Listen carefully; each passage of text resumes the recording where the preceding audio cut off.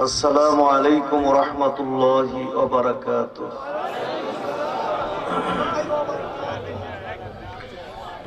نحمده ونستعينه ونستغفره ونؤمن به ونتوكل عليه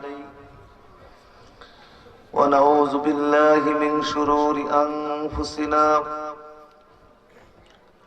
ومن سيئات أعمالنا. من يهده الله فلا مضل له ومن يضلله فلا هادي له. ونشهد أن لا إله إلا الله وحده لا شريك له. ونشهد أن سيدنا ونبينا وشفيعنا ومولانا محمدا عبده ورسوله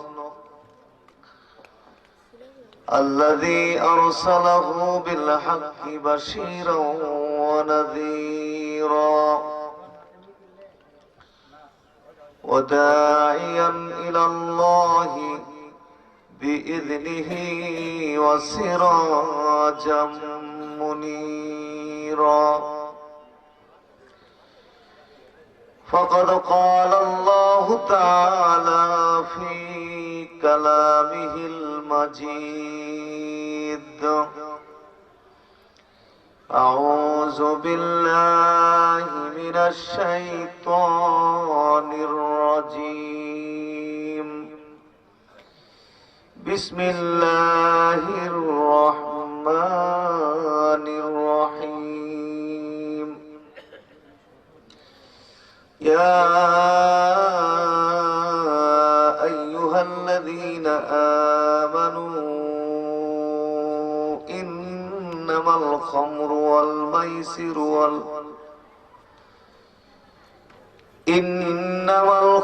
والميسر والأنصاب والأزلام رجس من عمل الشيطان فاجتنبوه لعلكم تفلحون.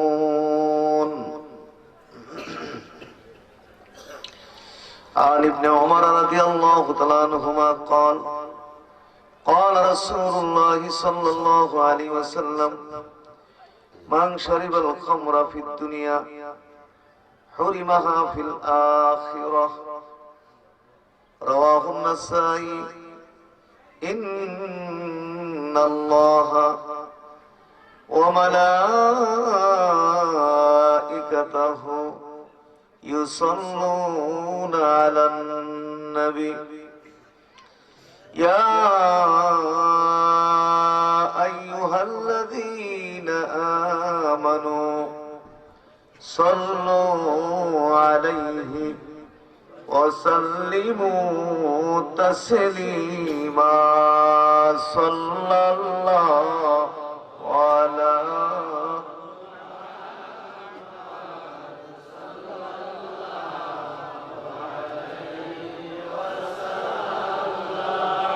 صلى الله على محمد صلى الله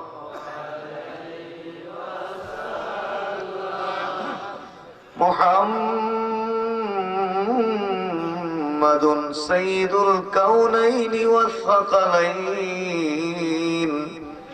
والفريقين من عرب ومن عجم. صلى الله على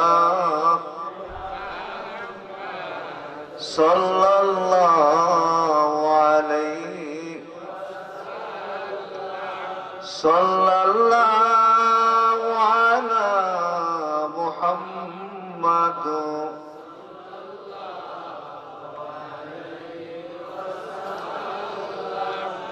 نبينا الآمر الناهي فلا আহাদুন আবাররা ফি قولنا منه ولا نامي صلى الله على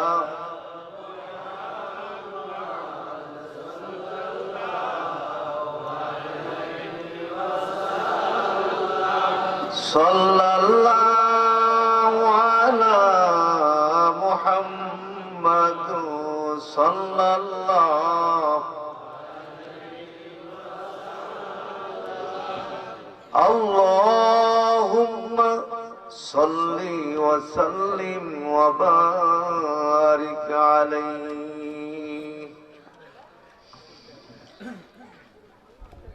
বিটগর ভূতির মার প্রাঙ্গণে মাঠে অনুষ্ঠিত বিটগর রহমানিয়া শামসুল হুদা খানকা শরীফের উদ্যোগে আয়োজিত পবিত্র ওয়াজ ও দোয়ার মাহফিলে উপস্থিত আজকের এই মাহফিলের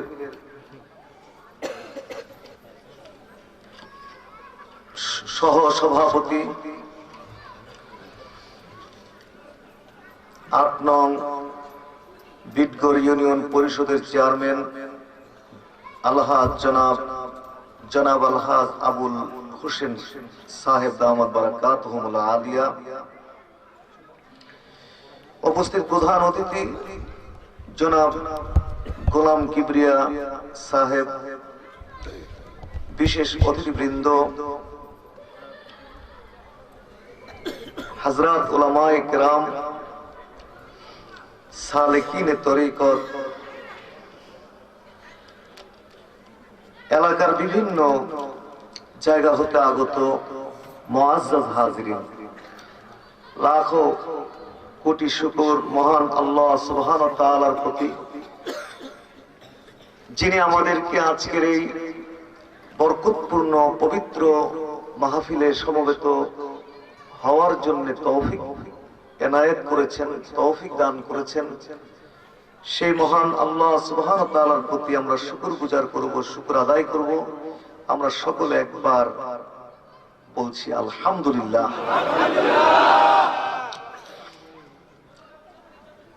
মাগরিবের পর হতে এই পর্যন্ত দীর্ঘ সময় উলামায়ে কেরাম হতে ধৈর্য সহকারে, মনোযোগ সহকারে অত্যন্ত গুরুত্বপূর্ণ ওয়াজ নসিহত আপনারা শ্রবণ করেছেন। আমরা আশাবাদী উলামায়ে কেরাম হতে যেসব নসিহত আপনারা শুনলেন, যদি এগুলো আমাদের জীবনে আমলে পরিণত করতে পারি, তাহলে এই পর্যন্ত যতটুকু হলো এগুলোই আমাদের সবার জীবনের জন্য যথেষ্ট হতে পারে, ঠিক না? সুতরাং আমি বেশি দীর্ঘ করব না, লম্বা চূড়া করব না। যেহেতু আপনারা জানেন যে আমার একটু অসুস্থতা আছে, মূলত দেখা করা এটাই উদ্দেশ্য। তো দেখা হলো আর দোয়া হবে। তো এই জন্য খুব মুক্তাসার ভাবে ইনশাআল্লাহ আমরা অল্প সময়ের মধ্যে কিছু আলোচনা করে, কথা বলে এখান থেকে একসাথেই মোনাজাত দিয়ে আমরা বিদায় আরজ করব। আল্লাহ সুবহানাহু ওয়া তাআলা আমাদের সকলকে একটু সবরের সাথে কিছু সময় বসার তৌফিক দিন, আমরা সবাই বলি আমিন। তাছাড়া একটু তাড়াহুড়া এই জন্য, কারণ আগামীকাল সোনাকান্দা মাদ্রাসায় শিক্ষক নিয়োগের ইন্টারভিউ আছে। ভাইস প্রিন্সিপাল, মুহাদ্দিস, মুফাসসির, ফকিহ, লাইব্রেরিয়ান, বেশ কয়েকটি পদে শিক্ষক নিয়োগ হবে। তো যার কারণে আমাকে একটু দ্রুতই এখান থেকে ফিরতে হবে। এজন্য সোজা আপনাদের কাছে চলে এসেছি, আর এদিক সেদিক কোথাও যাইনি। আবার এখান থেকে নেমে আমাকে যাইতে হবে। তো আসলে মাদ্রাসার দায়িত্ব এবং দরবারের এই দায়িত্ব একসাথে সবগুলো একটু কঠিন। তারপরও এই মাদ্রাসার দায়িত্বটা হাতে রাখতে হয়েছে, কারণ এটা একটা গুরুত্বপূর্ণ একটা পদ। যদি এখানে উল্টাপাল্টা কোনো লোক চলে আসে, মাদ্রাসাও ক্ষতিগ্রস্ত হবে এবং সাথে সাথে দরবারও ক্ষতিগ্রস্ত হবে। এই জন্য কষ্ট হলো দুটাকে সামাল দিতে হইতেছে। তো যাই হোক, এই জন্য অল্প সময়ের মধ্যেই আমরা এখান থেকে বিদায় আরজ করব। তো কয়েকটি কথা আপনাদের বলার জন্য আমি কোরআন কারীম হতে একটি আয়াতে কারিমা তেলাওয়াত করেছি এবং সুনান নাসাই থেকে একটি হাদিস আমি পাঠ করেছি। এই আয়াতে কারিমা এবং হাদিস খানার মধ্যে মহান আল্লাহ সুবহানাহু ওয়া তাআলা এবং মহান নবী সাল্লাল্লাহু আলাইহি ওয়াসাল্লাম মাদক সম্পর্কে আমাদের উদ্দেশ্যে ওয়াজ করেছেন, আমাদের উদ্দেশ্যে নসিহত করেছেন। আমরা বলি আলহামদুলিল্লাহ। মাদক, নেশা, মাদক নিয়ে, নেশা নিয়ে মহান আল্লাহ সুবহানাহু ওয়া তাআলা এবং মহানবী মুহাম্মদ রাসূলুল্লাহ সাল্লাল্লাহু আলাইহি ওয়াসাল্লাম এখানে আমাদের উদ্দেশ্যে ওয়াজ করছেন। আমরা বলি আলহামদুলিল্লাহ। সুতরাং এই বিষয়টি নিয়ে আলোচনা হবে, এই বিষয়টি নিয়ে আলোচনা হবে। যদিও বিষয়টি একটু তিতা জাতীয়। ডাক্তাররা সবসময় কিন্তু মিঠা ঔষধ দিতে পারেন না, মাঝে মাঝে ডাক্তাররা তিতা ঔষধও দেন। কি বলেন, সবসময় কি মিঠা ওষুধ দেন? তিতা ঔষধ দিয়ে থাকে। তবে ঔষধ তিতা হলো যদি জোর করে বা যে কোনো ভাবে খাওয়াই দেওয়া যায়, ওষুধটা কিন্তু বডিতে গিয়ে কাজ করে। কি বলেন, ঠিক না? তো আজকের ওষুধ একটু তিক্ত হতে পারে, এই জন্য সবাইকে একটু ধৈর্য ধরতে হবে। আপনারা সবাই ধৈর্য ধরতে রাজি আছেন তো? কিছু কথা বলার আগে আমি অনেক সময় একটু নির্বাচন দিই, ইলেকশন দিই। সেটা হলো মুরব্বী এবং যুবকদের মধ্যে ইলেকশনটা হয়। যারা বেশি হয় সংখ্যায় তারাই বিজয় লাভ করে। তো আজকে কি এই ইলেকশনটা দিব আপনাদেরকে? তাহলে কারা হাত তুলবেন আগে বলুন, কারা? না, ঠিকই বলেছেন উনি, মুরব্বীদেরকে আমরা দিয়ে দিই, কারণ একটা আদব কায়দার ব্যাপার আছে। কি বলেন, ঠিক না? সবটাই ঠিক রাখতে হবে। তাহলে মুরব্বীরা হাত তুলুন আগে, দেখি আপনাদের কি অবস্থা। আচ্ছা, ঠিক আছে। এবার যুবকরা একটু হাত তুলুন।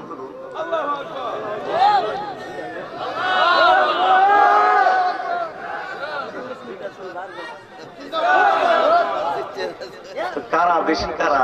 ওলামায়ে কেরাম একটু মানে রায় দেন, রেজাল্টটা আপনাদের। তো এই জন্য মুরব্বীরা কি বেজার? আপনারা তো মাহফিলে আসতে আসতে একেবারে বৃদ্ধ হয়ে গেছে, বুড়া হয়ে গেছে মাহফিলে আসতে আসতে। এখন অত আশা লাগবে না, কিছু কম আসলে চলবে মুরব্বীদের। কি বলেন, ঠিক না? এখন বেশি আসতে হবে আপনাদের সন্তানদের, যুবকদের বেশি আসতে হবে মাহফিলে। তো আলহামদুলিল্লাহ, যুবক বুড়া সবার জন্যই কিছু হয়তো খোরাক থাকবে। এই জন্য সবাইকে কষ্ট করে বসতে হবে। আগে আমি কথা ক্লিয়ার করে নিলাম, যত কষ্ট হোক যাওয়া যাবে না, বসবেন। ঠিক আছে ইনশাআল্লাহ? তাহলে আসুন আমরা আজকে এই মাদক নিয়ে কিছু কথা বলি।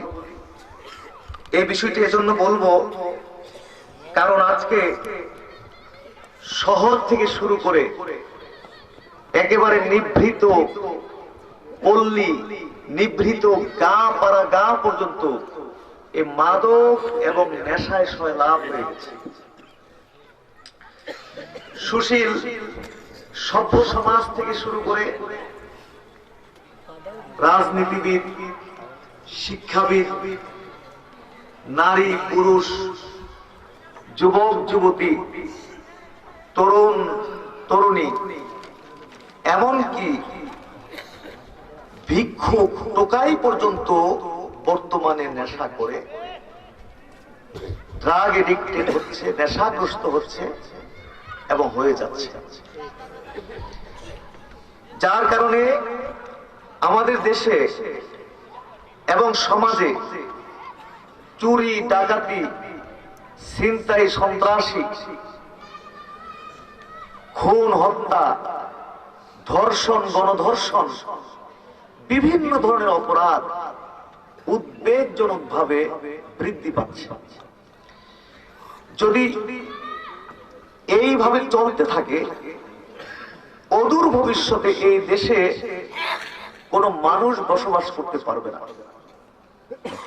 30 লক্ষ মানুষের জীবনের বিনিময়ে অর্জিত স্বাধীনতা, 2 লক্ষ নারীর সম্মানের বিনিময়ে অর্জিত স্বাধীনতা, হাজার হাজার আউলিয়া কেরাম, পীর, মাশায়েখদের কঠোর পরিশ্রমের বিনিময়ে বর্তমান পৃথিবীর দ্বিতীয় মুসলিম বৃহত্তম দেশ আমাদের এই বাংলাদেশটি বসবাসের জন্য অযোগ্য হয়ে যাবে। এই দেশে কোনো মানুষ বাস করতে পারবে না। সুতরাং আমরা আমাদের দেশটাকে যদি রক্ষা করতে চাই,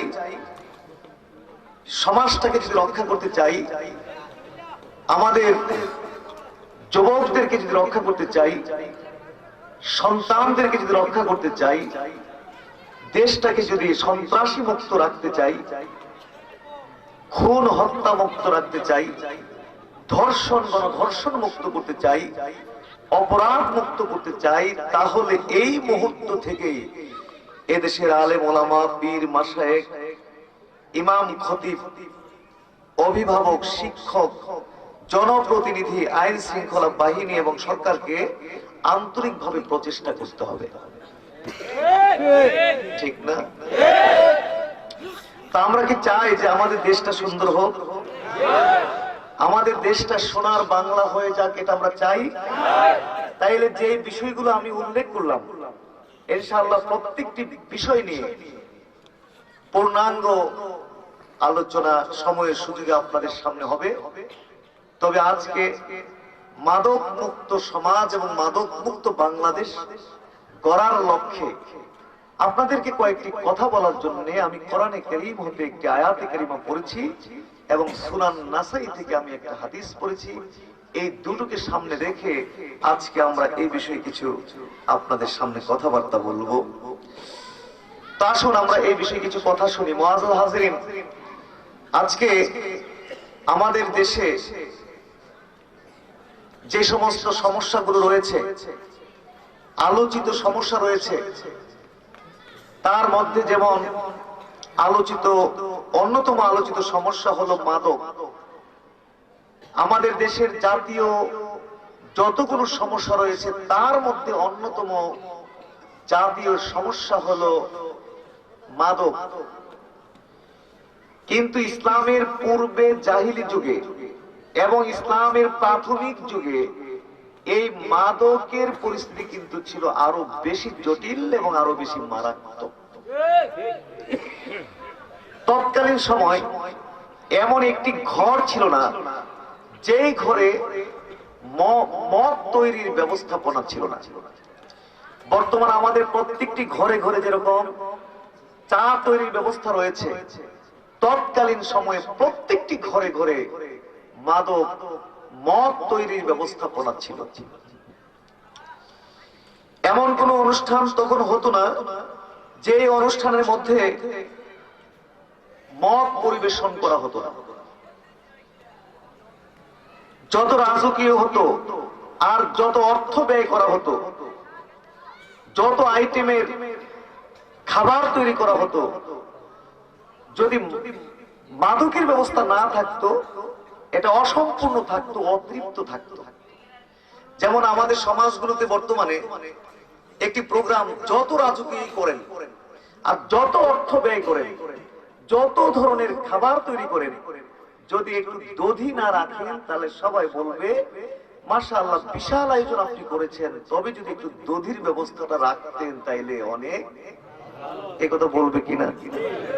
একটু মিষ্টান্নের ব্যবস্থা থাকলে ভালো হতো, 7 আপ, পেপসি, কোকা-কোলা এই জাতীয় কিছু থাকলে ভালো হতো। তাইলে চিন্তা করেছেন লাখ লাখ টাকা খরচ করা হয়ে গেছে সামান্য একটু দধির কারণে, গোটা আয়োজনটা যেন অসম্পূর্ণ হয়ে গেল, অতৃপ্ত হয়ে গেল। ঠিক না? ইসলামের পূর্বে জাহিলি যুগে এবং ইসলামের প্রাথমিক যুগে এই মাদকের পরিস্থিতি ছিল আরো বেশি জটিল এবং আরো বেশি মারাত্মক। তৎকালীন সময় এমন কোন মানুষ ছিল না যারা মদ পান করত না, সবাই মদ পান করত। এত কঠিন অবস্থা ছিল।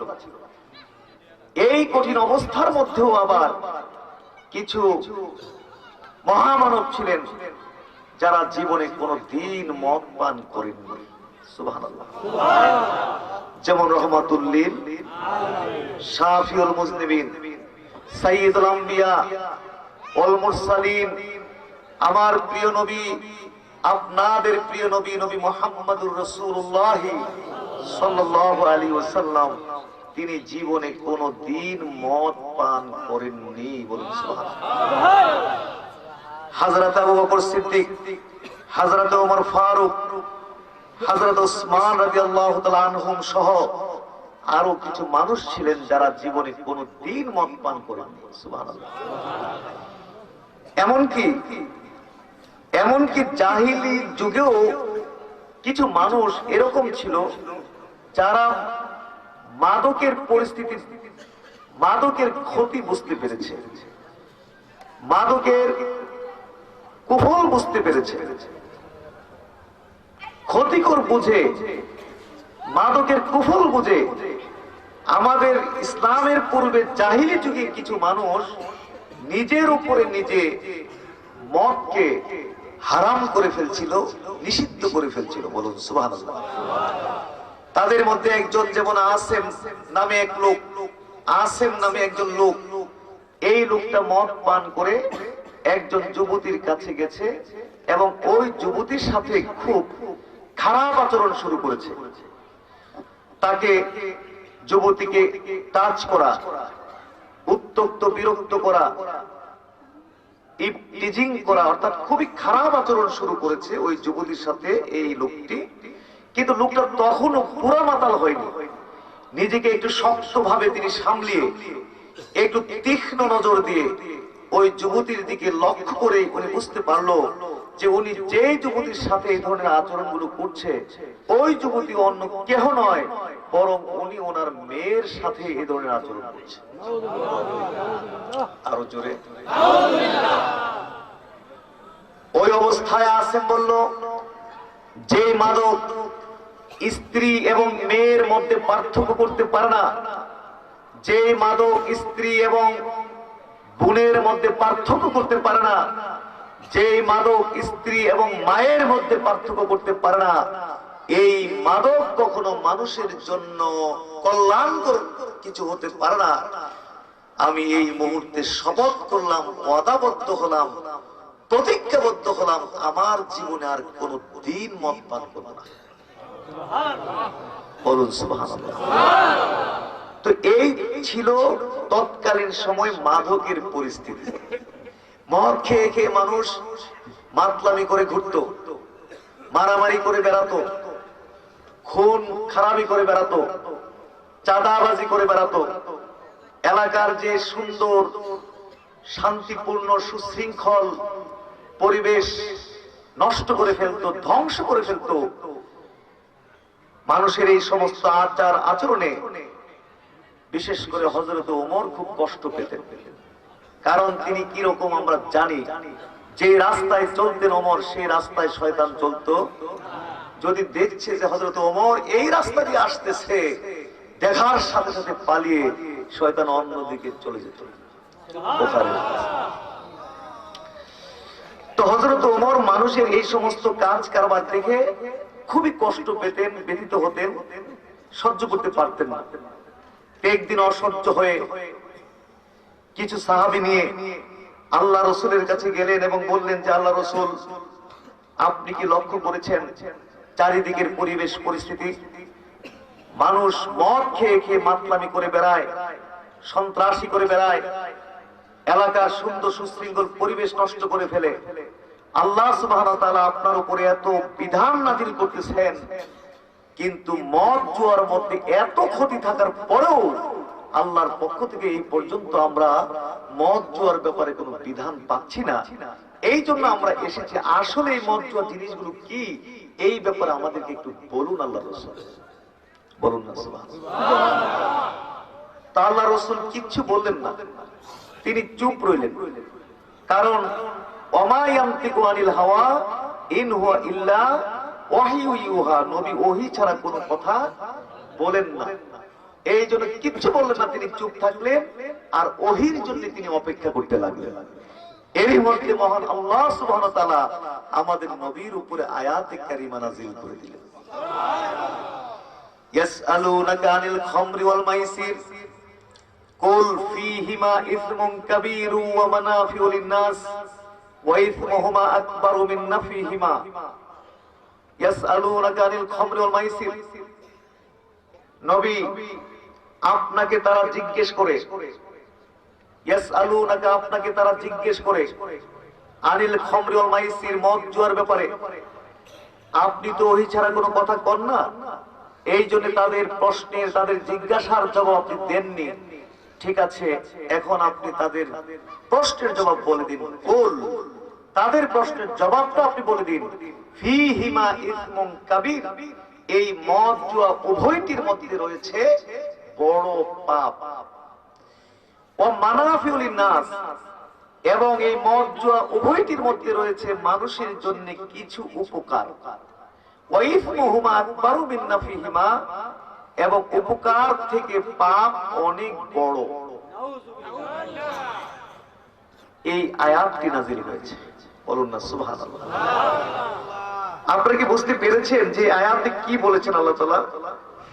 আল্লাহ তাআলা এখানে বলছেন যে মদ জুয়ার মধ্যে রয়েছে নানা ধরনের বড় বড় পাপ, আর কি আছে, মানুষের জন্য কিছু উপকার। নানা ধরনের পাপ আছে, এই কথাটা বলার সাথে সাথে আবার একটু আল্লাহ বললেন কি, এর মধ্যে মানুষের জন্য কিছু উপকার রয়েছে। এটা কেন বললেন? আল্লাহ তাআলা এই জন্য বলছেন কারণ তিনি তার বান্দা সম্পর্কে সবচেয়ে বেশি জানেন। হুট করে যদি আমি প্রথম ধাপে যদি বান্দাকে মদ হারাম বলে দেই, আমার বান্দা এটা মেনে নিতে পারবেন না, মেনে নিতে পারবে না। এই জন্য প্রথম ধাপে তিনি মদটাকে হারাম করতে চাচ্ছেন না। এই জন্য তিনি নানা ধরনের পাপ আছে এই কথাটা বলার সাথে সাথে আবার একটু বলে দিলেন যে হ্যাঁ, এর মধ্যে মানুষের জন্য কিছু উপকার রয়েছে। বলুন না সুবহানাল্লাহ। তো কি উপকার আছে? আমরা তো কোনো উপকার পাই না। স্বাস্থ্যের জন্য কোনো উপকার নাই, পারিবারিক উপকার নাই, সামাজিক উপকার নাই, বরং ক্ষতি আর ক্ষতি। বলুন, স্বাস্থ্যের জন্য কি কোনো উপকার আছে? বরং স্বাস্থ্যের জন্য কি আছে? মদ পান করলে কি হয়? শরীরের যে রোগ প্রতিরোধ ক্ষমতা আছে এটা নষ্ট হয়ে যায়, ধ্বংস হয়ে যায়। মদখোরদের কিডনি গুলো খুব দ্রুত নষ্ট হয়ে যায়, মদখোরদের লিভার নষ্ট হয়ে যায়। মদ বা নেশা গ্রহণ করলে সাময়িকভাবে যৌন শক্তি বৃদ্ধি পেলেও একজন মানুষ খুব দ্রুত যৌন শক্তি হারিয়ে ফেলে। এইভাবে অসংখ্য রোগ ব্যাধি শরীরের মধ্যে বাসা তৈরি করে এবং একজন মানুষকে খুব দ্রুত মৃত্যুর দিকে ঠেলে দেয়। জাতিসংঘের যে স্বাস্থ্য বিষয়ক সংস্থা রয়েছে WHO, ওয়ার্ল্ড হেলথ অর্গানাইজেশন, এই যে WHO জাতিসংঘের স্বাস্থ্য বিষয়ক সংস্থা, তারা সারা পৃথিবীব্যাপী জরিপ করে দেখেছে যে প্রতি বছরে শুধু মাদকের কারণে পৃথিবীতে 40 লক্ষের উপরে মানুষ মারা যাচ্ছে। তাইলে বলুন, এর মধ্যে কি স্বাস্থ্যের জন্য কোনো উপকার আছে? বরং স্বাস্থ্যের জন্য কি আছে? বলুন, এর মধ্যে পারিবারিক কোনো উপকার আছে? বরং একটি পরিবার ধ্বংসের জন্য একজন মাদকাসক্ত ব্যক্তি যথেষ্ট। এটা কি আমার স্লোগান নাকি আগেও শুনেছেন?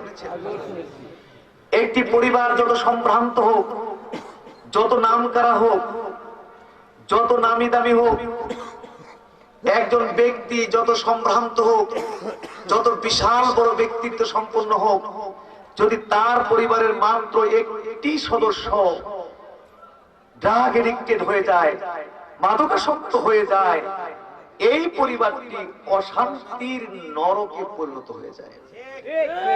সুখ শান্তি এই পরিবার থেকে বিদায় হয়ে যায়।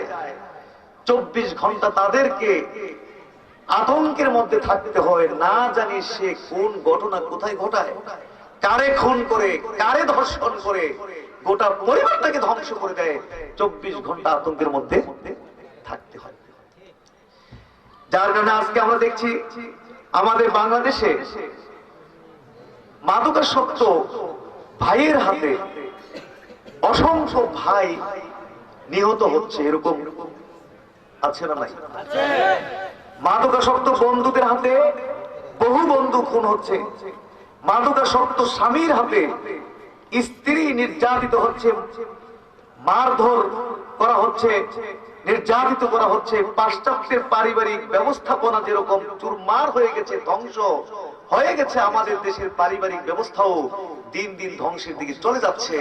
স্বামীর হাতে স্ত্রী খুন হচ্ছে না? হচ্ছে না? মাদকাসক্ত পিতার হাতে কলিজার টুকরা সন্তান খুন হচ্ছে, আবার সন্তানের হাতেও পিতা মাতা। ঐশীর কথা মনে আছে আপনাদের? এই মেয়ে কিন্তু একটি বিশ্ববিদ্যালয়ে পড়াশোনা করত, বিশ্ববিদ্যালয়ের ছাত্রী। তার বাবা ছিল এই দেশের পুলিশ বিভাগের শীর্ষ পর্যায়ের একজন পুলিশ অফিসার।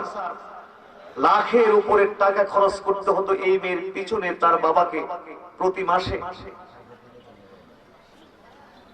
প্রথমে সে বন্ধু বান্ধবদের সাথে বিড়ি সিগারেট অভ্যস্ত হয়, তারপরে ইয়াবা, হিরোইন, দেশি বিদেশি বিভিন্ন ব্র্যান্ডের নামি দামি মাদকে আসক্ত হয়, ড্রাগ এডিক্টেড হয়। এক সময় তার বাপ মা বুঝতে পারে, সর্বনাশ, আমাদের মেয়েটা তো নেশাগ্রস্ত হয়ে গেছে, ড্রাগ এডিক্টেড হয়ে গেছে। এখন তাকে এই অন্ধকার থেকে কিভাবে উদ্ধার করা, তাকে ফিরে আনা কিভাবে, চিন্তা করলো তাকে নিয়ে যদি হইচই করি তাহলে তো আরো বড় সমস্যায় পড়ে যাব। হইচই করা যাবে না, তাকে কৌশল করে এখান থেকে ফিরে আনতে হবে। কৌশল হিসাবে চিন্তা করলেন যে প্রতি মাসে যে পরিমাণ টাকা দিতাম, টাকার পরিমাণটা আস্তে আস্তে কমাই দেব, এইভাবে তাকে ওখান থেকে ফিরে আনবো। কিন্তু উনি যখন টাকার পরিমাণটা কমাইতে গেছে, সাথে সাথে এই মেয়ে বাপ মার সাথে বিশাল ঝগড়াঝাটি শুরু করেছে, তর্ক বিতর্ক, বাদ বিতণ্ডা শুরু করছে। শেষ পর্যন্ত কি হয়েছে আপনারা জানেন। এই মেয়ে ক্ষুব্ধ হয়ে দুধের সাথে উচ্চ মাত্রার ঘুমের ঔষধ মিশিয়ে পান করিয়ে বাপ মাকে ঘুম পাড়াইয়া গভীর রাত্রে মাতাল অবস্থায় এই মেয়ে নিজ হাতে বটি দিয়ে বাপ মা দুজনকে জবাই করে। জোরে এই মেয়ে বর্তমানে সাজা ভোগ করছে। একটি ঘটনা বললাম, শুধু কি আমাদের দেশে এরকম একটি ঘটনা না, আরো আছে। একটি ঘটনা দিয়ে বাকি ঘটনা আপনারা বুঝে নেবেন, বাকি পরিস্থিতি আপনারা বুঝে নেবেন। তাইলে স্বাস্থ্যের জন্য উপকার কিছু পাওয়া গেল না, মদ জোয়ার মধ্যে পারিবারিক কোন উপকার খুঁজে পাওয়া যায়নি, সামাজিক উপকারও এর মধ্যে নেই। আমরা এত খারাপ হয়ে গেছি, এত নিচে চলে গেছি, এত নষ্ট হয়ে গেছি, হিংসার আগুনের তীব্রতা এত বেশি আমাদের ভিতরে। কারো ছেলে মেয়ে যদি নষ্ট হয়ে যায়, এই সংবাদ পেলে উপর দিক থেকে আমরা যেরকমই, কিন্তু ভিতরে ভিতরে আসলে আমরা খুশি হই, ঠিক না? যে অমুকের ছেলেটা চোর হয়ে গেছে, ডাকাত হয়ে গেছে, মদখোর হয়ে গেছে, নষ্ট হয়ে গেছে, এই খবর শুনলে আমরা মনে মনে খুশি হই।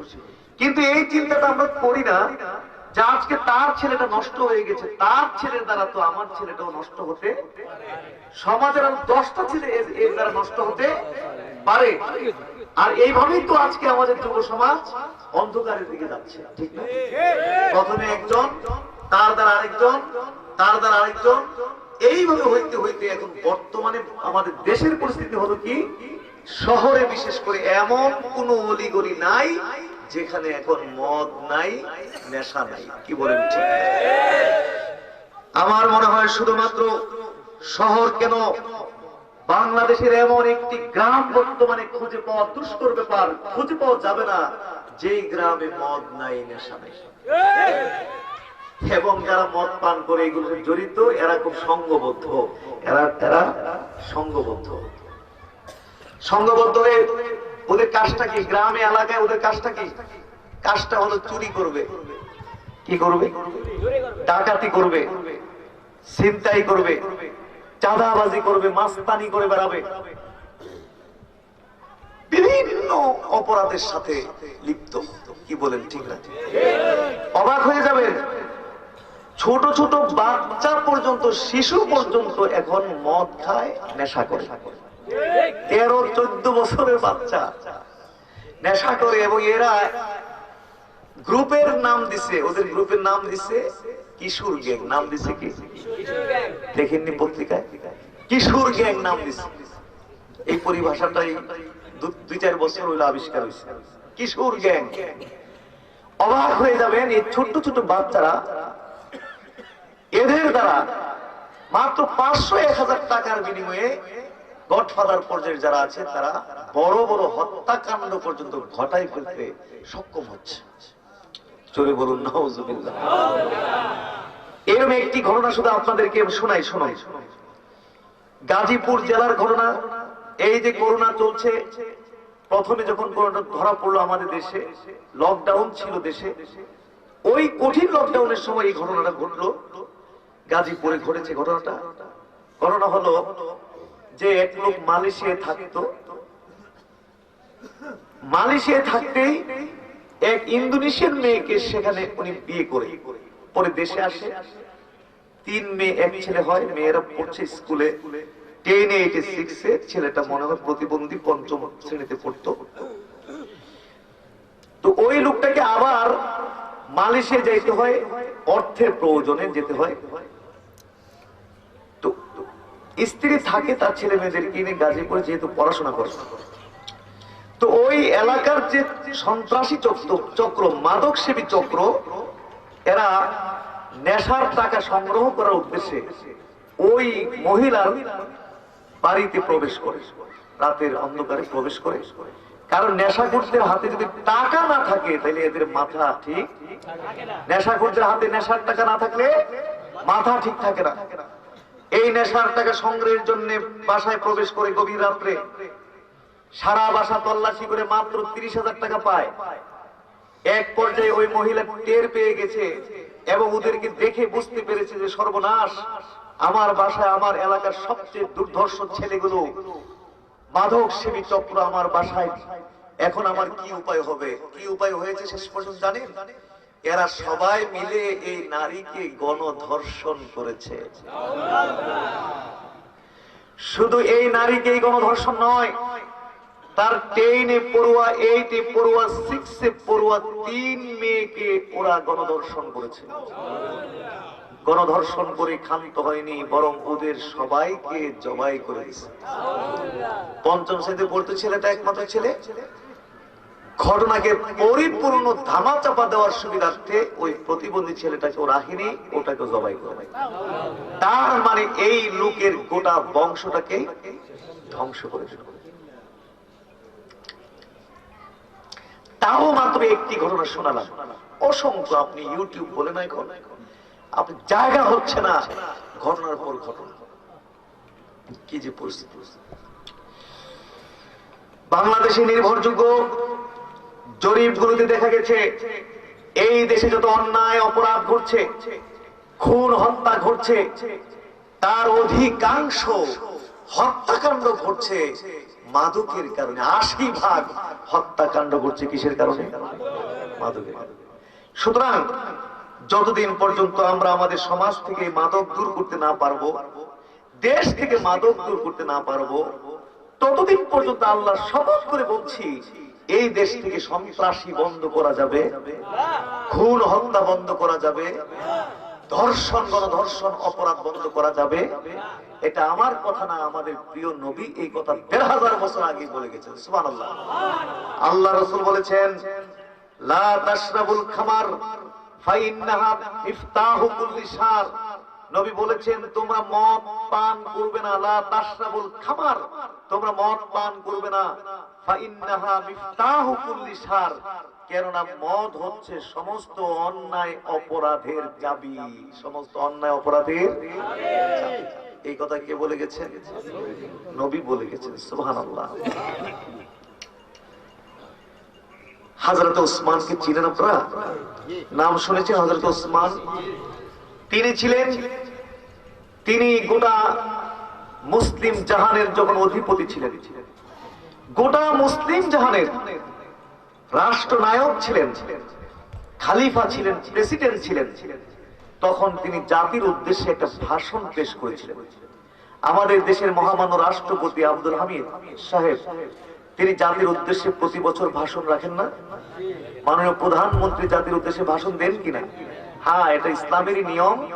হযরত ওসমান তিনি যখন রাষ্ট্রীয় ক্ষমতায়, মুসলিম জাহানের অধিপতি, প্রেসিডেন্ট, তখন তিনি জাতির উদ্দেশ্যে একটি ভাষণ দিয়েছিলেন। তার ভাষণটা সুনান নাসাইর মধ্যে সহিহ সূত্রে এসেছে। 1 মিনিটে ঘটনাটা বলেই ফেলি। তিনি জাতিকে লক্ষ্য করে বললেন, ইজতানিবুল খামার ফাইন্নাহা উম্মুল খাবায়েস। জাতি, তোমরা মদ বর্জন করো, কেননা মদ হচ্ছে উম্মুল খাবায়েস, সমস্ত অন্যায় অপরাধের উৎস।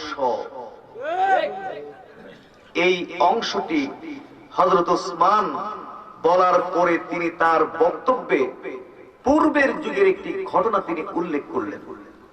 1 মিনিটে বলে ফেলি ঘটনাটা। ইন্নাহু কানা রাজুলুন মিম্মান খালা কাবলাকুম তাআব্বাদা। তোমাদের পূর্ববর্তী যুগে একজন আল্লাহর ওলি ছিলেন। বলুন সুবহানাল্লাহ।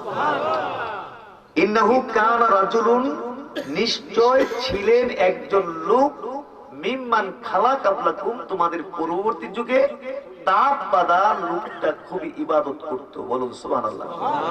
সংক্ষেপে কথাটা হলো যে তোমাদের পূর্ববর্তী যুগে একজন আল্লাহর ওলি ছিলেন। সুবহানাল্লাহ।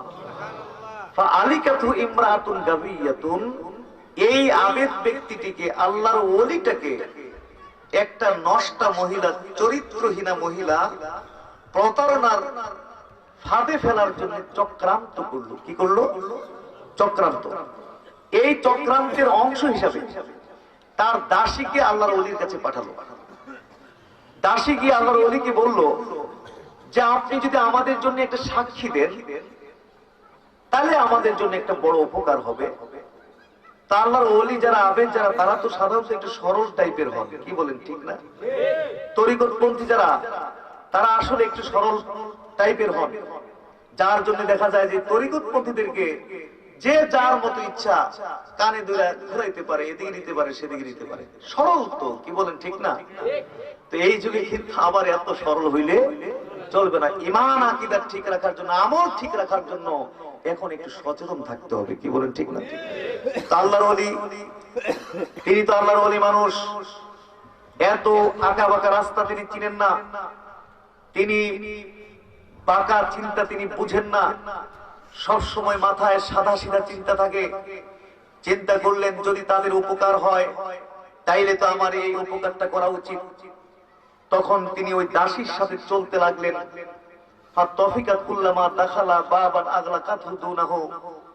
যেতে যেতে একটি ঘরে প্রবেশ করলেন। সাথে সাথে ওই দাসীটি ঘরের দরজাটা, কামরার দরজাটা বন্ধ করে দিল। কয়েকটা দরজা অতিক্রম করছে আর দাসী শুধু দরজা বন্ধ করছে। যেতে যেতে এই আল্লাহর ওলি কোথায় গিয়ে পৌঁছলো? হাত্তা আফদা ইলা ইমরাতিন ওদিয়া, অত্যন্ত সুশ্রী সুন্দরী এক নারীর কাছে গিয়ে আল্লাহর ওলি পৌঁছলো। ইনদাহা গোলামুন, এই নারীর ওখানে ছিল একটা বালক, ও বাতিয়াতু খামরিন, আর ছিল একটা মদের পাত্র। বলুন পরিবেশটা ভালো না খারাপ? আরো জোরে। আল্লাহর ওলি তো ভয় পেয়ে গেছে যে ওরে বাবা, আমাকে এইখানে কেন নিয়ে আসলো? অবশ্যই এদের উদ্দেশ্য ভালো হবে, ভালো হবে না। শেষ পর্যন্ত উনি কি বললো? শেষ পর্যন্ত ওই মহিলা বলল কি, ইন্নী ওয়াল্লাহি মা দাউতুকা লিশাহাদা, আমি আপনাকে এই জন্য ডাকিনি যে আপনি কোন সাক্ষী দিবেন, ওয়ালাকিন দাউতুকা লিতাকা আলাইয়া, বরং আপনাকে আমি ডেকে এনেছি আমার সাথে আপনাকে জেনা ব্যভিচার করতে হবে। আরো জোরে বলুন, জেনা ব্যভিচার করতে হবে। আও তাশরাবা মিন হাযিল খামারাতি কাসা, অথবা আপনাকে এই মদের পাত্র থেকে এক গ্লাস মদ পান করতে হবে। আও তাকতুলা হাযাল গোলাম, অথবা ওখানে যে গোলামটি দেখেছেন, বালকটি আপনি দেখেছেন, এই বালকটিকে আপনার খুন করতে হবে। কয়টা সুযোগ? এখান থেকে বাঁচতে হলে সুযোগ কয়টা দিচ্ছে? তিনটার যে কোনো একটা গ্রহণ করতে হবে। আল্লাহর ওলিরা কি এগুলো পারেন? উনি কি পারবেন এগুলো? উনি তো মহা চিন্তায় পড়ে গেছেন, সর্বনাশ। জেনা ব্যভিচার কি করে সম্ভব, এটা প্রশ্ন ওঠে না। মদ খাবো কি করে, মানুষ খুব প্রশ্ন ওঠে না। কিন্তু বাঁচতে হলে তো আমাকে একটা করতে হবে, নতুবা আমার উপায় নেই। কি করে বাঁচবো? চিন্তা করলেন জেনা ব্যভিচার সম্ভব না, মানুষ খুনও সম্ভব না। মদ পানটা একটু হালকা আছে, দুইটার মধ্যে মদ পানটা একটু কি আছে, জেনা ব্যভিচার এবং মানুষ খুনের থেকে একটু হালকা কিনা। মনে করছে যে ঠিক আছে, এক গ্লাস মদ পান করে চলে যাই, পরে আল্লাহর কাছে তওবা করে নিব যে আল্লাহ, বিপদে পড়ে গিয়েছিলাম, উপায় ছিল না, খেয়েছি, এক গ্লাস মদ খেয়েছি, অবশ্যই আল্লাহ দয়ালু, আল্লাহ আমাকে মাফ করবেন। এই চিন্তা করে তিনি বলেন যে ঠিক আছে, ফাসকিনি মিন হাযাল খামরি কাসা, মদের পাত্র থেকে আমাকে এক গ্লাস মদ দিন। ফাসাকাতহু কাসা, তখন মহিলাটি এই আল্লাহর ওলিকে এক গ্লাস মদ পান করালো। যেই মাত্র এক গ্লাস মদ পান করলো, মদের প্রতিক্রিয়া তো শুরু হয়ে গেছে। উনি আস্তে আস্তে মাতাল হয়ে যাচ্ছে। উনি দেখছে নিজের উপর থেকে ধীরে ধীরে নিয়ন্ত্রণ হারিয়ে ফেলতেছেন। যখন মাতাল হয়ে যায়, তখন নিজের উপরে নিজের নিয়ন্ত্রণ থাকে না। কি করে তখন নিজে বলতে পারে না। তখন মাতাল হয়ে উনি কি বললো জানেন? এখন তোর মাথা ঠিক নাই, কি বলছি নিজে বলতে পারে না। এখন কি বলছে জানেন? যে না না না, আমার এক গ্লাসে হবে না, আমাকে আরো বেশি করে মদ দাও, আমাকে আরো বেশি করে কি দাও, মদ দাও। জিদুনি, এক গ্লাসে আমার হবে না, জিদুনি, আমাকে বেশি করে দাও, আমাকে বাড়ায় বাড়ায় দাও। তখন ওই মহিলা মদ ঢালতে লাগলো আর উনি খেতে লাগলো। গ্লাসের পরে গ্লাস মদ পান করে একদম পরিপূর্ণ মাতাল। জোরে বলুন, পরিপূর্ণ কি হয়ে গেছে? এখন কি নিজে কি করে নিজে বলতে পারে? বহু মাতাল, মাতালের আচার আচরণ আপনারা দেখেছেন, অসংখ্য রকমের আচার আচরণ ওরা করে। এর মধ্যে একটা আচরণ দেখলাম যে এক মাতাল কারেন্টের পিলার ঠেলে কয়টা বাড়িতে নিবে, কই নিব, ওর বাড়িতে এরকম একটা পিলার আছে, তো মদ খেয়ে মনে করছে এই পিলারটা মনে হয় এর বাড়ির পিলারটা। ওইখানে আইলো কেমনি রে, এটা তো বাড়িতে তুই এই ঠেলতে থাকে সারা রাত ঠেললা। যখন মদের নেশা দূর হয় তখন হায় হায় সারা ঠেললাম কই। এরকম আছে না নাই? তো উনি তো মদ পান করতে করতে পরিপূর্ণ মাতাল হয়ে গেছে। এখন নিজে কি করতেছে নিজে বলতে পারে না। শেষ পর্যন্ত উনি কি করেছে, হাত্তা ওয়াকা আলাইহা, এই মহিলার সাথে আল্লাহর ওলি জেনা ব্যভিচার করছে। শুধু জেনা ব্যভিচারই নয়, ও কাতালান নাফস, ওখানে যে বালকটি ছিল ওই বালকটিকেও খুন করে ফেলছে। আরো জোরে বলুন, জোরে বলুন। হযরত উসমান তার রাষ্ট্রীয় ভাষণে জাতিকে উদ্দেশ্য করে তার বক্তব্যে এই ঘটনাটা উল্লেখ করে তিনি পুনরায় জাতিকে লক্ষ্য করে বললেন, ফাজতানিবুল খামার ফাইন্নাহা মিফতাহু কুল্লি শার, অতএব জাতি তোমরা মদ বর্জন করো, কারণ এই মদ হচ্ছে সমস্ত অন্যায় অপরাধের উৎস, অন্যায় অপরাধের উৎস। হাজরিন, কেটে ছেটে আমাকে আজকে খুব দ্রুত বিদায় হতে হবে। তাইলে বলুন দেখি, এখানে আমরা কি স্বাস্থ্যের জন্য কোনো উপকার পেলাম? পারিবারিক উপকার পাইলেন? সামাজিক কোনো উপকার আছে? উপকার নাই। তবে আল্লাহ সুবহানাহু ওয়া তাআলা কিন্তু বলছেন যে এর মধ্যে কিছু উপকার আছে, মানাফিউল লিন্নাস, কিছু উপকার আছে। আল্লাহ কি ভুল বলতে পারেন, মিথ্যা বলতে পারেন? মুফাসসিরিনে কেরাম এই অংশে বলছেন যে আল্লাহ তাআলা যে বলছেন যে এর মধ্যে উপকার আছে, তার যে কারণ বলছেন তার একটা কারণ কিন্তু আমি বলে ফেলেছি, যে আল্লাহ চাচ্ছেন না যে এই আয়াতের মধ্যে মদটা হারাম হোক, এই জন্য নানা ধরনের পাপ আছে এই কথাটা বলার সাথে সাথে আবার একটু বললেন যে এর মধ্যে মানুষের জন্য কিছু উপকার আছে। বলুন সুবহানাল্লাহ। এই এক কথা। মুফাসসিরিনে কেরাম আর বলছেন কি, হ্যাঁ এর মধ্যে উপকার আছে, আল্লাহ বলছেন তার মানে হলো যে একটা মানুষ মদ পান করলে, নেশা করলে সাময়িক ভাবে তার শরীরের মধ্যে একটা মানে এনার্জি সৃষ্টি হয়, একটা একটু মানে সাময়িক ভাবে শক্তি সঞ্চার হয়। শরীরের মধ্যে কি সঞ্চার হয়? শক্তি সঞ্চার হয়, একটা এনার্জি সৃষ্টি হয়, ফিলিংস সৃষ্টি হয়, এনার্জি সৃষ্টি হয়। জানি না সত্য মিথ্যা, কেউ গায়ে লাগাবেন না ব্যক্তিগত ভাবে, যেহেতু বিষয়টি জাতীয় বিষয়, জাতীয় সমস্যা হয়ে দাঁড়িয়েছে, যে জাতীয় চিন্তা করে বলতে হয়, ব্যক্তিগতভাবে কেউ লাগাবেন না।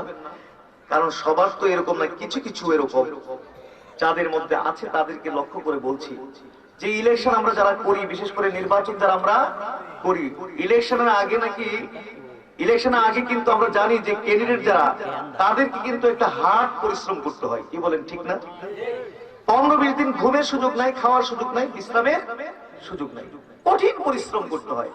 তখন শুনেছি ওই কঠিন অবস্থায় নাকি কিছু ক্যান্ডিডেট এরকম আছে যে ওই নেশা জাতীয় কিছু ট্যাবলেট আছে, এগুলো নাকি খায়। একটা খাইলেই নাকি 3 দিন পর্যন্ত তার চোখের মধ্যে কোনো ঘুম টুম থাকে না, পেটের মধ্যে সামান্যতম ক্ষুধা টুধা তার লাগে না, শরীরের মধ্যে সামান্যতম কোনো ক্লান্তি আসে না, শরীরটা তাজা তাজা থাকে। শরীরটা কি থাকে?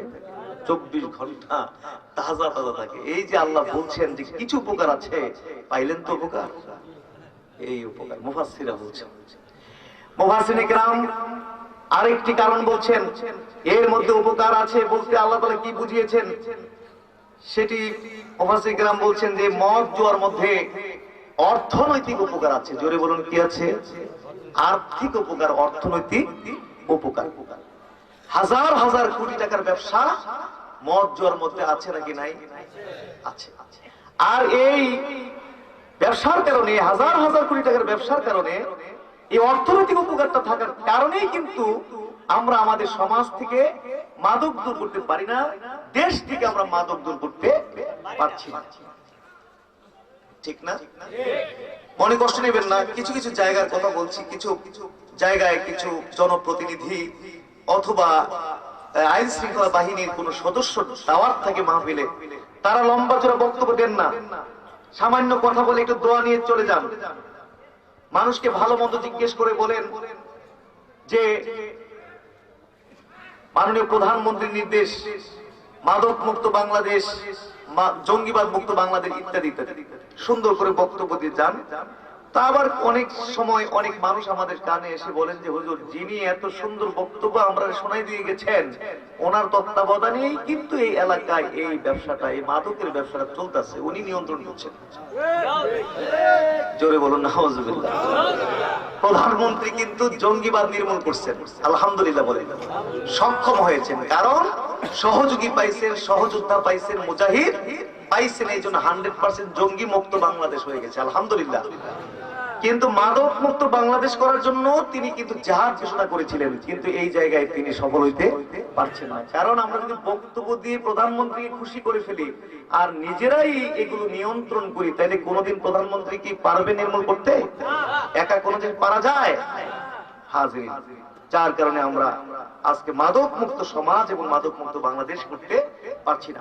আমি বিশ্বাস করি না যে বাংলাদেশ থেকে মাদক নির্মূল করা সম্ভব নয়। যদি এই দেশের সরকার, জনগণ, আপনাকে বলে সরকার, আইন শৃঙ্খলা বাহিনী, জনপ্রতিনিধি, আলেম ওলামা, পীর মাশাই, ইমাম খতিব সবাই মিলে যদি আমরা চেষ্টা করি, আমি বিশ্বাস করি না যে এই দেশ থেকে মাদক নির্মূল করা যাবে না।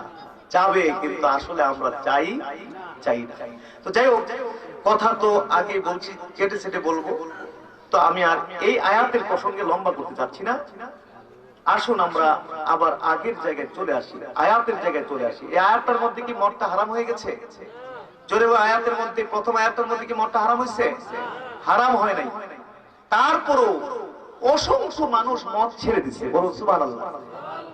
আর কিছু মানুষ বলছে না এখানে তো মদ হারাম না, সুতরাং ছাড়া না ছাড়ার মধ্যে কি, মনে চাইলে কেউ খাবে নাইলে খাবে না, এই তো বিষয়। এখানে কেউ না খেলে খাবে না, আর কেউ খাইলে খাবে। তো কেউ খায় আর কেউ খায় না, এইভাবে চলতেছে। চলতে চলতে একদিনের একটা ঘটনা হলো কি, একজন সাহাবীর ঘরে মানে খাবার দাবারের একটা দাওয়াতের অনুষ্ঠান ছিল। ওই অনুষ্ঠানের মধ্যে মদ রাখা আছে, মদটা তো হারাম না, এই জন্য ব্যবস্থা রাখা আছে, ইচ্ছা হলে কেউ খাবে, ইচ্ছা না হলে কেউ খাবে না। তো যারা পান করেছিল তাদের মধ্য থেকে একজন মাগরিবের নামাজের ইমামতি করেছিল। ইমামতি করতে গিয়ে সূরা কাফিরুন তেলাওয়াত করলো। এই কাফিরুনের মধ্যে উনি একটা বড় গন্ডগোল তৈরি করলো। সেটা কি, কুল ইয়া আইয়ুহাল কাফিরুন লা আ'বুদু মা তা'বুদুন, কাফেররা তোমরা যাদের ইবাদত করো, পূজা করো, আমি তার ইবাদত করি না, পূজা করি না। বলুন সুবহানাল্লাহ। কিন্তু গন্ডগোলটা হয়ে গেল কি, লা আ'বুদু যে লাটা, এই লা এটা উচ্চারণ হয়নি মাদকের প্রতিক্রিয়ার কারণে। কুল ইয়া আইয়ুহাল কাফিরুন লা আ'বুদু মা তা'বুদুন, এই যে লাটা ডিলিট হয়ে গেছে। আ'বুদু মা তা'বুদুন, কাফেররা তোমরা যাদের ইবাদত করো, পূজা করো, আমিও তার ইবাদত পূজা করি। আরো জোরে বলো। নামাজ শেষে তারা আল্লাহ রাসূলের কাছে গিয়ে বলেন যে আল্লাহ রাসূল, এই বিরাট গন্ডগোল হয়ে গেল। আল্লাহ রাসূল কিচ্ছু বলেন না, চুপ। কারণ ওহী ছাড়া নবী কোনো কথা কন না। তিনি ওহীর জন্য অপেক্ষা করতে লাগলেন। এর মধ্যে আল্লাহ সুবহানাহু ওয়া তাআলা মাদকের ব্যাপারে দ্বিতীয় নম্বর আয়াতটা নাযিল করে দিলেন। সুবহানাল্লাহ। ইয়া আইয়ুহাল্লাযীনা আমানু লা তাকরাবুস সালাতা ওয়া আনতুম সুকারা হাত্তা তা'লামু মা তাকুলুন, কাফেররা তোমরা, হে ঈমানদারগণ, ইয়া আইয়ুহাল্লাযীনা আমানু, হে ঈমানদারগণ, লা তাকরাবুস সালাতা, তোমরা নামাজের নিকটবর্তী হবে না, ওয়া আনতুম সুকারা, কি অবস্থায়? নেশাগ্রস্ত অবস্থায়, হাত্তা তা'লামু মা তাকুলুন, কতক্ষণ পর্যন্ত? যতক্ষণ পর্যন্ত না তোমরা যা বলবে তা বুঝবে, যা বলবে তা বুঝবে, ততক্ষণ পর্যন্ত নেশাগ্রস্ত অবস্থায় নামাজের কাছেও যাবে। বলুন সুবহানাল্লাহ। এই আয়াতটা নাযিল হলো। এই আয়াত নাযিলের পরে এখন সাহাবীরা দেখলেন যে সর্বনাশ, তাইলে আমরা মদ খাবো কেমনে? নেশাগ্রস্ত অবস্থায় নামাজে যাওয়া যাবে না, তাইলে কেমনে আমরা মদ খাবো? আর মদ খাইলে নামাজ পড়বো কেমনে? মদ খাইলে নামাজ পড়বো কেমনে? তো সুতরাং আমরা খাবো না, নামাজ পড়তে অসুবিধা হবে, যে জিনিস পান করলে ওটা দরকারই নেই, খাবোই না। আর কিছু মানুষ বলছে যে না, এখানে তো আল্লাহ তাআলা হারাম বলেননি, শুধু বলছেন যে নেশাগ্রস্ত অবস্থায় নামাজের কাছে যাওয়া যাবে না, নামাজের বাইরে বা নেশাগ্রস্ত অবস্থা ছাড়া অন্য মানে খাওয়া যাবে না, এই কথা তো আল্লাহ তাআলা এখানে বলেননি। তো সুতরাং অসংখ্য মানুষ ছেড়ে দিছে। আর কিছু মানুষ বলছে যারা নাকি বেশি অভ্যস্ত, রক্তের অণু পরমাণুতে চলে গেছে, যাদের এটার নেশা, তারা বলল যে যদি নামাজ ঠিক রেখে খাওয়া যায় তাইলে মাঝে মাঝে দেখি আমরা খাবো, আগে যেমনি খাইতাম হেমনে হবে না, একটু নামাজ ঠিক রেখে যদি পারা যায় তাহলে মাঝে মাঝে আমরা কি করবো, চালাম। বুঝতে পেরেছে? তো এখন তারা চিন্তা করতে করতে বাহির করলো কেমনে নামাজ ঠিক রাখা, আবার মদ ঠিক রাখা। চিন্তা করতে করতে বাহির করলো, ইচ্ছা করলে 2 ওয়াক্ত নামাজের পরে মদটা খাওয়া যাবে, এশা পরে খেয়ে নেব, ফজর আসতে আসতে মদের প্রতিক্রিয়া দূর হবে, সুন্দরভাবে আমরা জামাতে শরীক হতে পারবো। সুবহানাল্লাহ। দেখছেন তখন যারা মাদক বা মদ খেত তারা কিন্তু নামাজের চিন্তাটা মাথায় আগে রাখতো, আর এখন যারা মদ খায় নামাজের চিন্তা আছে, যারা খায় না তাদেরই তো নামাজের চিন্তা নাই। আর যারা মদ খায় তাদের মাথায় নামাজের চিন্তা থাকবে, পাগলের বুঝি আবার মাথা খারাপ হয়েছে। কি বলেন, ঠিক না? হ্যাঁ, ফজর পরে খেয়ে নেব, জোহর আসতে আসতে দীর্ঘ সময়ে মাদকের প্রতিক্রিয়া দূর হয়ে যাবে, জোহরে সুন্দরভাবে জামাতে শরীক হতে পারবো। 3 ওয়াক্ত নামাজের পরে খাওয়া যাবে না, যেহেতু জোহর থেকে আসর সময় কম, আসর থেকে মাগরিব সময় কম, মাগরিব থেকে এশা সময় কম। দেখছেন আল্লাহ তাআলা কত বড় দয়ালু বান্দার উপরে। সুবহানাল্লাহ। আল্লাহ কিন্তু প্রথমবারেই হারাম ঘোষণা দিয়ে ফেলতে পারতেন, কিন্তু আল্লাহ জানেন তার বান্দা সম্পর্কে সবচেয়ে বেশি বান্দা মেনে নিতে পারবে না। এই জন্য আল্লাহ তাআলা বান্দাকে ধীরে ধীরে রেডি করতেছেন, টাইট করে আনতেছেন। বলুন সুবহানাল্লাহ। এই জায়গার মধ্যে একটা সময়টারে কি করছে, কমাই দিছে। নামাজে নেশাগ্রস্ত যাবে না এই কথা বলে সময়টারে একটু টাইট করে দিছে। বলুন না সুবহানাল্লাহ। এই জন্য 18 বছর পর্যন্ত মদটা হালাল ছিল ইসলামের মধ্যে। নবুয়তের 5ম হিজরিতে মদ হারাম হয়। তাইলে কত বছর? 18 বছর পর্যন্ত মদ কি ছিল? হালাল ছিল। এই আয়াত নাযিলের পরে নবী কি করতেন? নবী করতেন কি, যখন নামাজে দাঁড়াইতেন পিছনে মুসল্লিদেরকে লক্ষ্য করে তিনি বলে দিতেন, ইউনাদি, তিনি লক্ষ্য করে বলে দিতেন, লা তাকরাবান্নাস সালাতা সাকরান, যারা মদ পান করেছো তারা কিন্তু নামাজের কাছে আসবে না, আউট। বলুন সুবহানাল্লাহ। এইভাবে চলতেছে। চলতে চলতে আরেকটা ঘটনা ঘটে গেল। এই ঘটনা বলে আমি সংক্ষেপের দিকে নিয়ে যাই। হ্যাঁ, সহিহ মুসলিমের মধ্যে এই ঘটনাটা এসেছে। মুসাব ইবনে সাদ তিনি বর্ণনা করছেন ঘটনাটা। তিনি বলছেন যে আমি একদিন কিছু আনসার এবং মুহাজির সাহাবীর কাছে গেছি এবং তারা আমাকে দাওয়াত করলো তাদের কাছে যাওয়ার পরে, যে চলো আজকে তোমাকে আমরা খাবার খাওয়াবো এবং তোমাকে আমরা মদ পান করাবো। এটা ঘটেছিল মদ হারাম হওয়ার আগের ঘটনা। বলুন না সুবহানাল্লাহ। মদ পান করাবো। তখন উনি তাদের সাথে একটা পার্কে গেছে, গিয়ে দেখলেন যে কিছু উটের মাথা ভুনা করা আছে আর মদের একটা পাত্র আছে, তৎকালীন যে খাবার আর কি ওটা। তখন উনি তাদের সাথে খাবার খাইলেন, মদ পান করলেন। এরপর আনসার মুহাজির সাহাবীরা তারা বিভিন্ন আলাপ আলোচনায় লিপ্ত হয়ে গেছে। আলাপ আলোচনা করতে করতে এক পর্যায়ে আলাপটা বিতর্কের দিকে চলে গেছে। বিতর্কটা এরকম, আনসার সাহাবীরা বলছে যে আমরা মুহাজিরদের থেকে উত্তম, মুহাজিররা বলছে যে না আমরা আনসারদের থেকে উত্তম। এই নিয়ে আনসার মুহাজিরদের মধ্যে তুমুল বিতর্ক সৃষ্টি হয়ে গেল। এই তুমুল বিতর্কের মধ্যে এই মুসাব ইবনে সাদ তিনি বলছিলেন জাল মুহাজিরুনা খায়রুম মিনাল আনসার, মুহাজিররা আনসারদের থেকে অধিক উত্তম। এই কথাটা বলার সাথে সাথে এক আনসারী সাহাবী সহ্য করতে পারেনি। উনি বলছে যে এই মুহাজির বলল কি, কথাটা কি বলল, যে এই মুহাজিরদেরকে তাদের দেশের মানুষ জায়গা দিল না, তাদের দেশ থেকে পিটিয়ে অত্যাচার করে বিতাড়িত করে দিল। আমাদের দেশে আশ্রয় নিয়েছে, আমরা তাদেরকে আশ্রয় দিয়েছি, শরণার্থী তারা আশ্রয় নিয়েছে আমাদের এখানে, আমরা তাদেরকে আশ্রয় দিয়ে তাদের জন্য আমরা কি না করলাম। দুইটা লুঙ্গি থাকলে একটা লুঙ্গি দিয়ে দিছি, দুইটা বাগান থাকলে একটা বাগান দিয়ে দিছি, দুটা স্ত্রী থাকলে যে স্ত্রীটা মুহাজিরের পছন্দ ওই সুন্দরী ভালো স্ত্রীটাকে তালাক দিয়ে মুহাজিরদের জন্য আমরা স্ত্রীর ব্যবস্থা করে দিছি। এত কিছু করার পরে আজকে কি হলো, আজকে সে মুহাজির বলতে পারলো যে তারা আনসারদের থেকে উত্তম।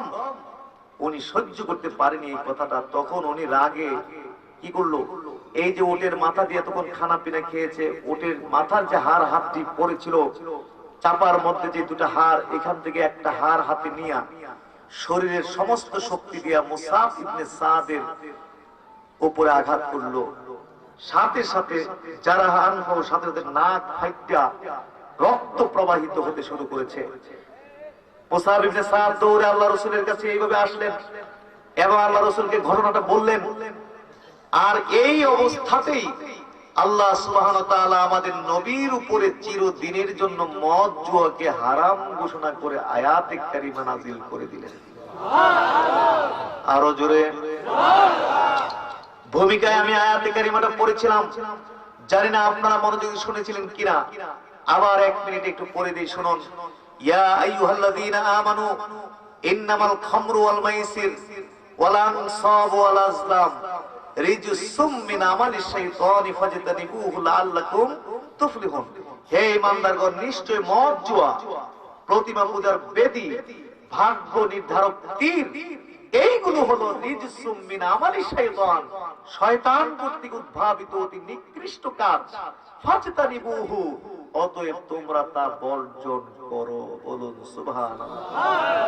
কি করো, কি করো? লাআল্লাকুম তুফলিহুন, বর্জন করলে তোমরা সফল কাম হবে। জোরে বলুন সুবহানাল্লাহ। বর্জন করো। চিরদিনের জন্য কি হয়ে গেছে? হারাম। জোরে বলুন, চিরদিনের জন্য মদটা কি হয়ে গেল? মদ জোয়া চিরদিনের জন্য কি হয়ে গেছে? এরপরে নবীর সাহাবীরা কি আর মদ জোয়ার কাছে গেছে এই আয়াত নাজিলের পরে? না, তারা তো ছিলেন ইমানদার, তারা ছিলেন নবীর আশিক। হারাম হয়ে গেলে এটার কাছে ধারে তারা কখনো যেতেন না। সুবহানাল্লাহ। আমরাও ইমানদার, তারাও ইমানদার, দুই ইমানদারের মধ্যে পার্থক্য আছে না নাই? ইমানদারের কথা হবে এরকম, সামিনা ওয়া আতানা, শুনেছি আর মেনেছি। বলুন সুবহানাল্লাহ। যখন হারাম শুনতো তখন আর এটার কাছে যেত না, সামিনা ওয়া আতানা বলতো। সুবহানাল্লাহ বলেন। কিন্তু এই যুগের ইমানদার আর সেই যুগের ইমানদারদের মধ্যে পার্থক্য আছে না নাই? আমরা কি সেইভাবে মানি? আল্লাহ তার রাসূলকে মানি? মানি না। আল্লাহ রাসূলকে তার কেমনে মানতো? নামাজ পড়তেছে জুতা পায়ে দিয়ে নবী।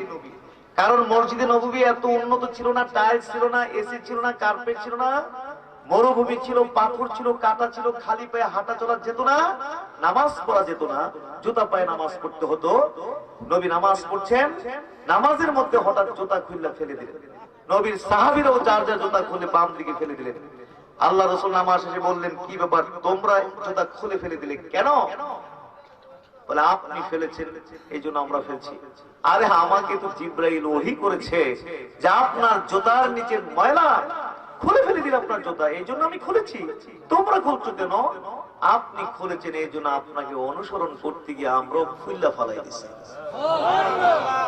সামিন আমার কিভাবে নবীকে তারা মানতেন, সুবহানাল্লাহ বলেন। হাজরিন, সোনার আংটি পরতেন নবী, সোনার আংটি। কি আংটি? স্বর্ণের আংটি। বুখারীর হাদিসে এসেছে, তখন নবীর সাহাবীরাও নবীকে অনুসরণ করতে গিয়ে সোনার আংটি পরা শুরু করেছেন। আল্লাহর বিধান যখন নবীর উপরে চলে আসলো, নবী আঙ্গুল থেকে সোনার আংটি খুলছেন আর বলছেন, ইন্নী ওয়াল্লাহি লানালবাসাহু আবাদা, আর কখনো আমি এই সোনার আংটি পরবো না, ছুঁড়ে ফেলে দিলেন।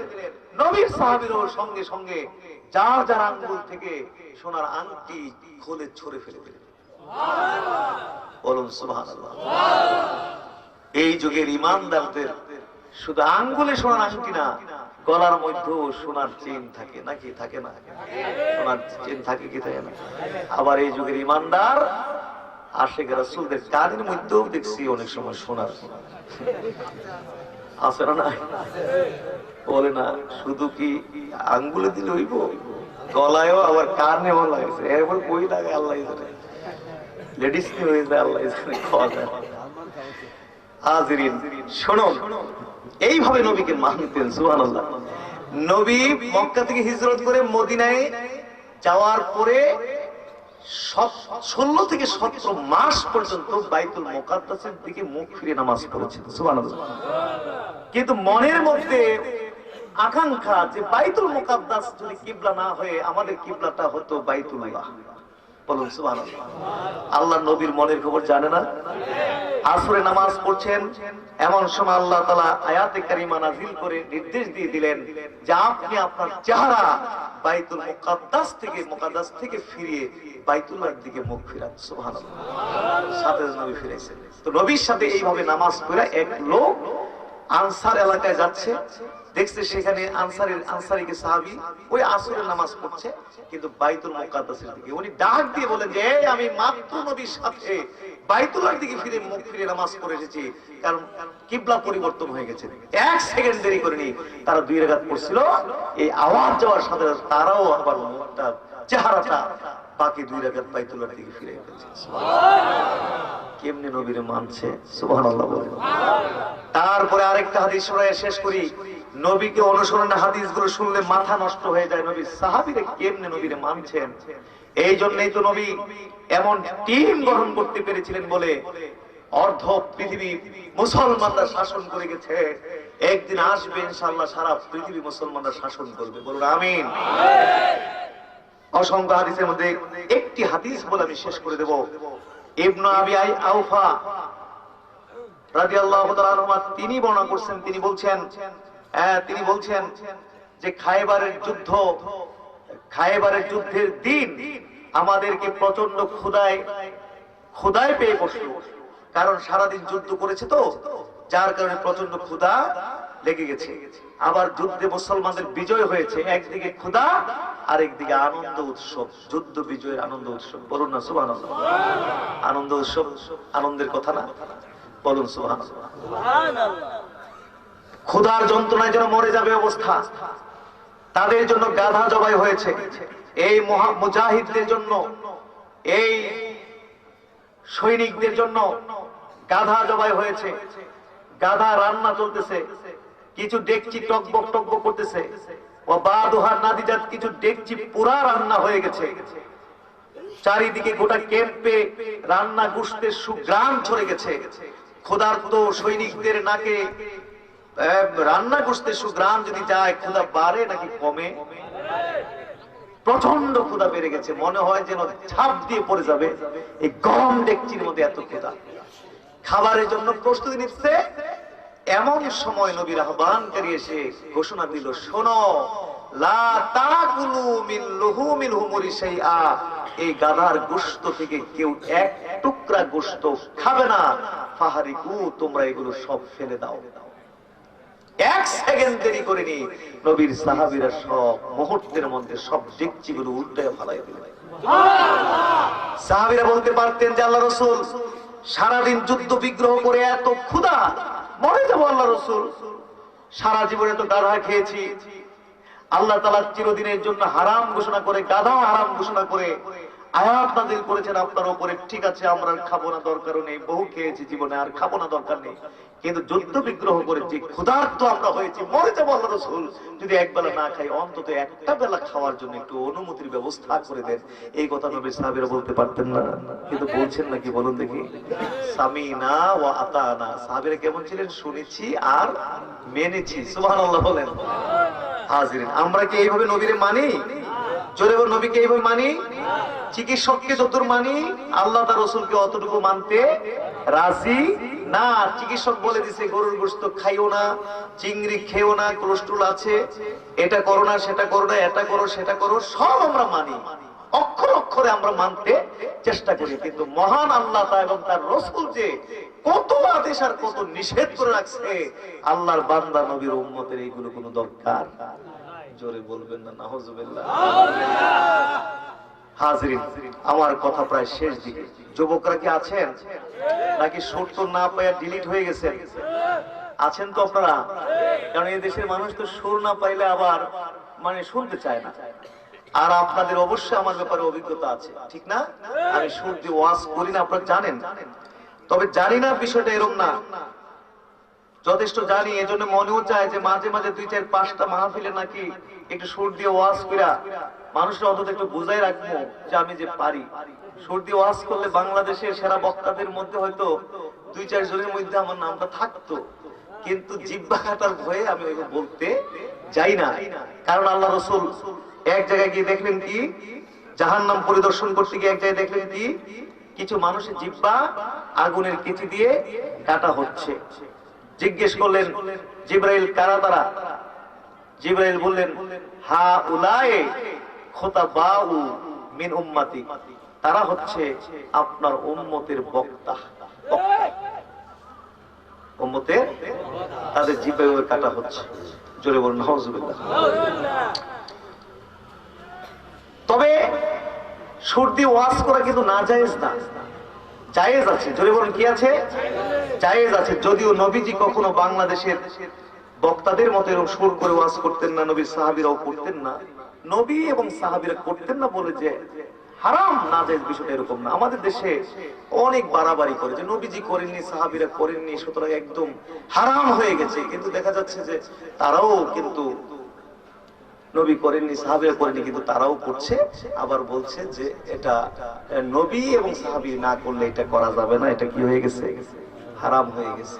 না না, ফতোয়া ঠিক না। যাক, সুর দিয়ে ওয়াজ করা জায়েজ আছে। তবে সাধারণত সুর দিয়ে ওয়াজ করলে কি হয় জানেন? যতটুকু আছে হাদিস বা যতটুকু আছে হাদিস কোরআনে, ঠিক অতটুকু বললে কিন্তু এটা শুনতে ভালো লাগে না, বাড়াইয়া সাজাইয়া সুন্দর করে আপনাদেরকে দিতে হয়, নতুবা শুনতে ভালো লাগবে না। কিন্তু বাড়ানো সাজানোর তো কোনো অধিকার আমাদের নাই। এই জন্য আমার কথা শুনতে আপনাদের একটু কষ্ট হয় জানি, তবে আমি তো প্রত্যেকদিন এসে আপনাদের কষ্ট দিই নাকি? প্রত্যেকদিন এসে কষ্ট দেওয়ার জন্য বসে থাকি? বছরও হয়তো এলাকায় 1-2 বার এসে কষ্ট দিই, তো একটা রাত কি আপনারা কষ্ট করতে রাজি না? তো কিছু ডিলিট হয়েছেন যুবক, কারা আছেন দেখি, একটু দেখি।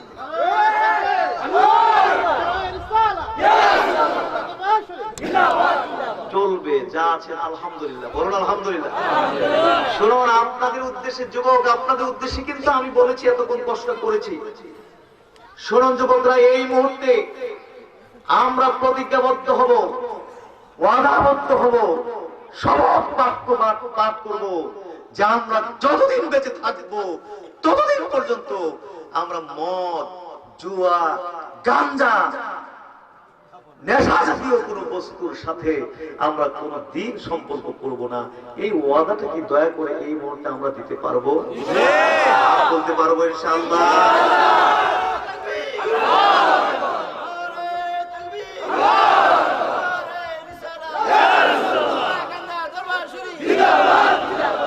বলুন সকল আলহামদুলিল্লাহ।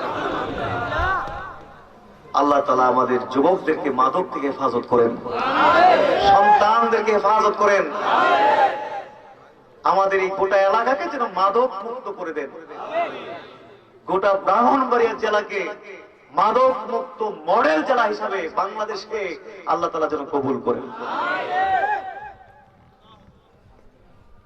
হাজির ঠিক থাকবে, ওয়াদা ঠিক থাকবে, বলুন আমিন।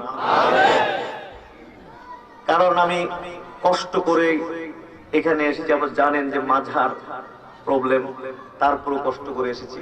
যদি কথাটাকে মূল্যায়ন করেন তাহলে আমার এই কষ্টটা কষ্ট থাকবে না। একটু মূল্যায়ন করতে রাজি তো?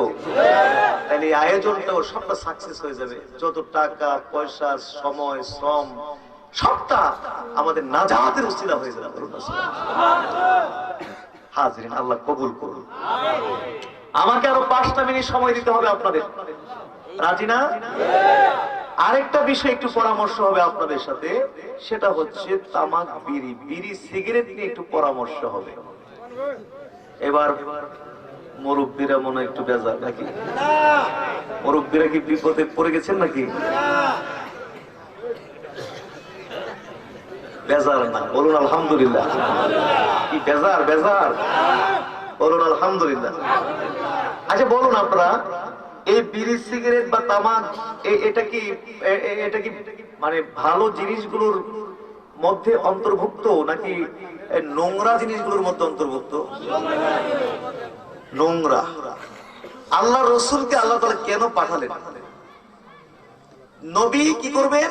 অনেক কারণ, এর মধ্যে আরেকটা কারণ হলো কি, ওই উহিল্লু লাহুমুত তাইয়্যিবাত, নবী ভালো জিনিসগুলোকে, তৈয়বাতগুলোকে, ভালো জিনিসগুলোকে তোমাদের জন্য হালাল করে দিবেন। সুবহানাল্লাহ। ওয়া ইউহাররিমু আলাইহিমুল খাবায়েস, এবং নোংরা জিনিসগুলোকে নবী তোমাদের জন্য হারাম করে দিবেন। কি করে দিবেন? আরো জোরে বলুন সুবহানাল্লাহ। তাইলে এই যে তামাক, বিড়ি, এটা কি নোংরা নাকি এটা ভালো? ভালো জিনিস অন্তর্ভুক্ত না নোংরা জিনিসের?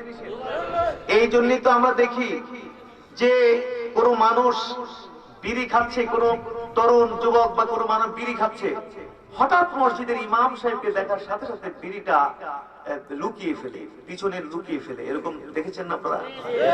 আর যদি একটু সময় থাকে, হুজুরের সামনে পড়ে যায়, হুজুরও দেখে ফেলে একবারে সামনাসামনি, তখন মাঝে মাঝে দেখছি এরকম করতে, যে একদম বিড়ি মাটির মধ্যে ফালাইয়া